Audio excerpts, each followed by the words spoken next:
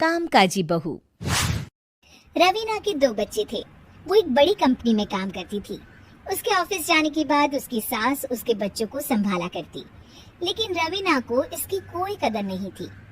एक दिन रवीना अपनी माँ से फोन पर कहती है, मम्मी क्या बताऊं, मेरी सास तो बिल्कुल अच्छी नहीं है।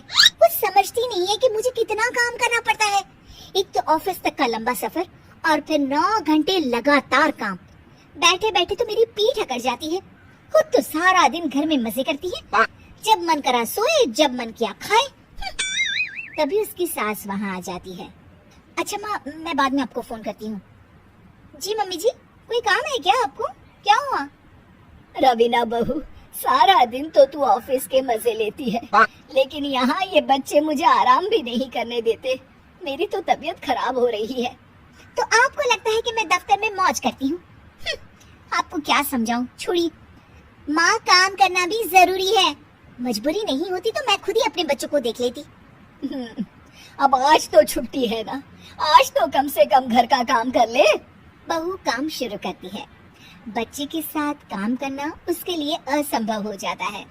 वो जाकर बच्चा सास को देती है और कहती है, मम्मी जी जरा बच्चा तो पकड़ लीजिए, मैं घर का काम कैसे करूं?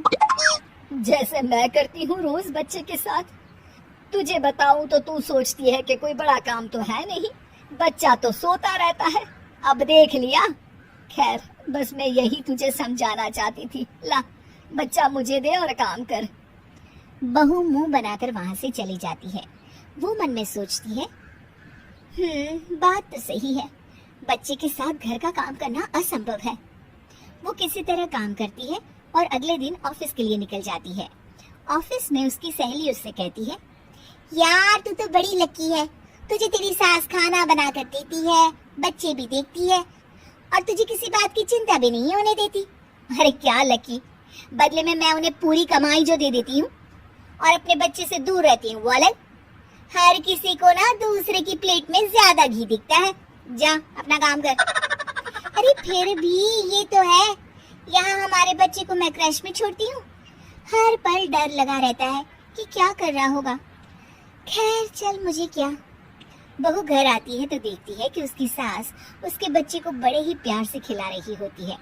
वो माँ को देखकर खुश हो जाता है। बहू मन में सोचती है कि बात तो सही है, सासू माँ सारा दिन काम करती है, मैं ऑफिस से आकर भी काम नहीं करती हूँ। वो सास के पास जाती है और कहती है, माँ जी थक गई आप? और क्या, सारा दिन चक्कर घीनी की तरह पूरे घर में घूमती रहती हूँ और अब उम्र भी नहीं रही। लेकिन चल तू बता, क्या हुआ, कुछ काम है क्या? बहू कुछ नहीं कहती, मुस्कुराकर वहाँ से चली जाती है।